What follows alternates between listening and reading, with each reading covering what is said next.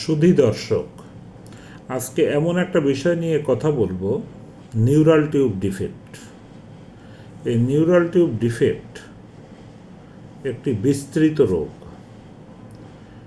যখন মানুষ মাতৃগর্ভে থাকাকালীন তার নিউরাল টিউব গঠিত হয়, অর্থাৎ এমন একটা টিউব যেখান থেকে ব্রেন এবং মেরুদণ্ডের ভিতরে যে স্নায়ুরজ্জু থাকে এবং মেরুদণ্ড এগুলি গঠিত হয়, তখন এই মানুষের ভ্রূণের বিকাশের যে প্রক্রিয়া, সেই প্রক্রিয়ায় কিছু ব্যাঘাতের জন্য বেশ কিছু সমস্যা এই নিউরাল টিউবে দেখা যায়। যেমন পিঠে মেরুদণ্ডের নিচের দিকে আমরা বলি মেনিঙ্গোসিল, মেনিঙ্গোমায়োলোসিল। মাথার পেছনের দিকে হলে তাকে বলি আমরা অক্সিপিটাল এনকেফালোসিল। নাকের সামনের দিকে এখানে হলে তাকে বলি আমরা ফ্রন্টোনেজাল এনকেফালোসিল। অনেক সময় ব্রেনের উপরে মাথার খুলি তৈরি হয় না, তাকে আমরা বলি অ্যাক্রেনিয়া। অনেক সময় ব্রেনও তৈরি হয় না, তাকে আমরা বলি অ্যানেনকেফালি। এসব রোগীর সংখ্যা সারা দেশে অনেক, এবং অনেক বাচ্চার এত বেশি সমস্যা থাকে যে মাতৃগর্ভেই শিশুটি আর বিকশিত হতে পারে না, আমরা বলি টার্মিনেটেড হয়ে যায়। যারা জন্মগ্রহণ করে তাদের ভিতরে কেউ কেউ ভালো থাকে, কেউ কেউ আবার ওই টিউমারের মতো যে ফোলা, ওটা ফেটে নিয়েই পৃথিবীতে আসে। আবার কারুর কারুর দেখা যায় যে ভালো থাকে, উপরের চামড়া ভালো থাকে, কিন্তু সঙ্গে তার পায়ের দুর্বলতা, প্রস্রাবের কন্ট্রোল লস, আবার দেখা যায় যে পায়খানায় কষা, নানাবিধ সমস্যা দেখা যায়। কারুর কারুর একই সঙ্গে ব্রেন স্লিপ করে ঘাড়ের ভেতরে নিচে নেমে যায়, কারুর কারুর স্নায়ুরজ্জুর ভিতরে পানি জমে। অনেক সময় দেখা যায় স্নায়ুরজ্জু মেরুদণ্ডের নিচের দিকে আটকে থাকে। একটা স্পেকট্রাম অফ ডিসঅর্ডার। স্পেকট্রাম বুঝতে পারেন নিশ্চয়ই আপনারা, বর্ণালী অথবা রংধনু দেখেছেন। রংধনু দেখবেন যে একটা স্পেকট্রাম, বিভিন্ন রঙের সেখানে কারসাজি থাকে, একটা রং না। সেরকম অনেকগুলা রোগের সমন্বয় হচ্ছে এই নিউরাল টিউব ডিফেক্ট। আমার দৃষ্টিতে এটা একটা সামাজিক অভিশাপ। সামাজিক শব্দটি কেন এলো? এই রোগটার 70% বেশি প্রতিরোধযোগ্য, আর বাকি কিছু আছে যেটা জেনেটিক, প্রতিরোধযোগ্য এখনও নয়।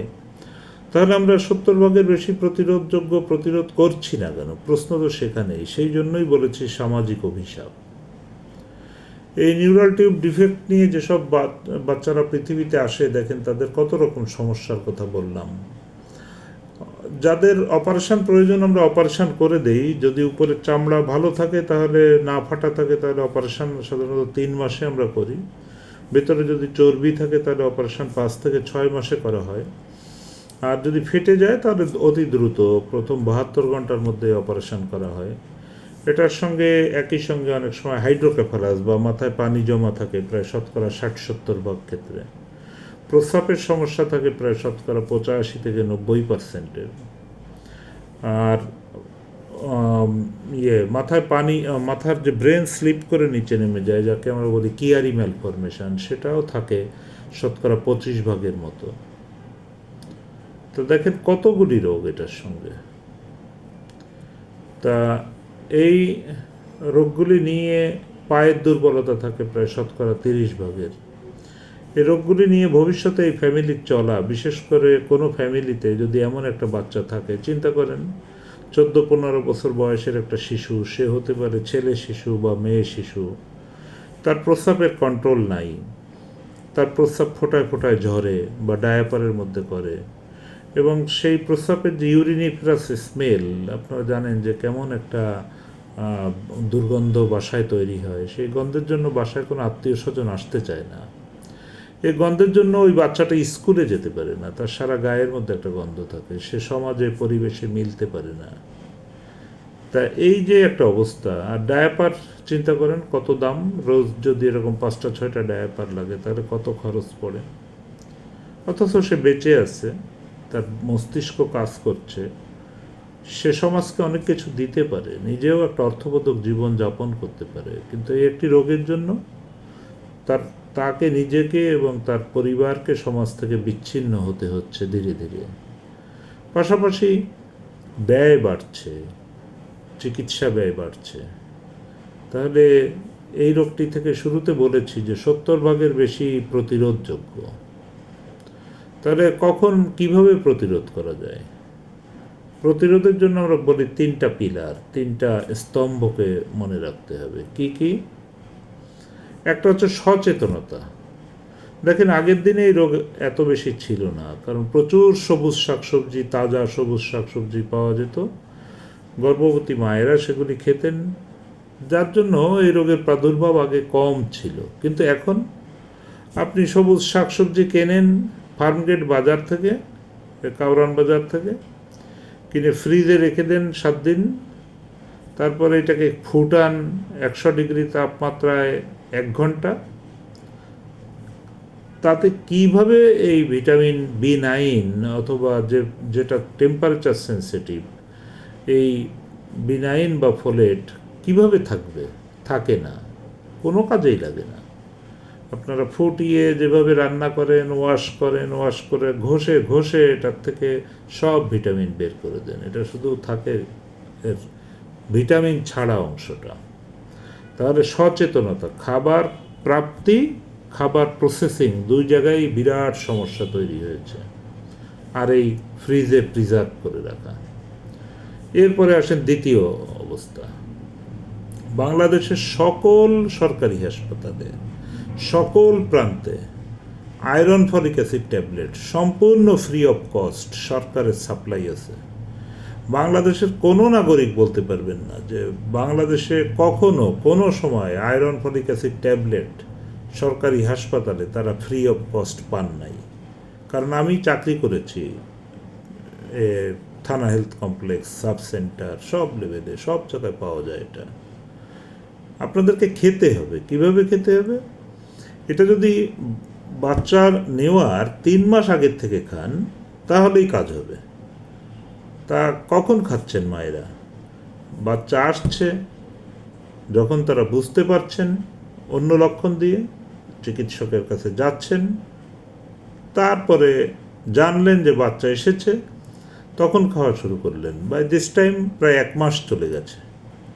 বলেছি 3 মাস আগের থেকে খেতে হবে, ওয়ার্ল্ড হেলথ অর্গানাইজেশন তাই রিকমেন্ড করে। বাংলাদেশে যে ফলিক অ্যাসিড ট্যাবলেট, এটা ওয়ার্ল্ড হেলথ অর্গানাইজেশন রিকমেন্ডেড ডোজেই আছে। আর খাচ্ছেন আপনি আরও জন্ম ধরনের 1 মাস পরে, তা কাজ করবে না তো? তার আগেই তো ঘটনা যা ঘটার ঘটে গেছে, ভেতরে অর্গান ফর্ম হয়ে যাচ্ছে। সুতরাং আপনাকে সতর্ক হতে হবে। কিভাবে সতর্ক হতে হবে? যখন আপনারা প্ল্যান করলেন যে আমরা একটি বাচ্চা গ্রহণ করব, তখন থেকেই খেতে শুরু করেন। এর বিশেষ কোনো পার্শ্ব প্রতিক্রিয়া নেই। যে বলেছি তো, সবুজ শাকসবজিতেই থাকে এমন একটি ভিটামিন। ফ্রি খান, সরকারি হাসপাতালে ফ্রিটা পাওয়া যাবে, ফ্রিতে আনতে পারেন। আর যদি মনে করেন কিনে খাবেন, 100 ট্যাবলেট মাত্র 30 টাকা দাম, তা সেটাও অসুবিধা না। তা এটা দ্বিতীয়টা বললাম।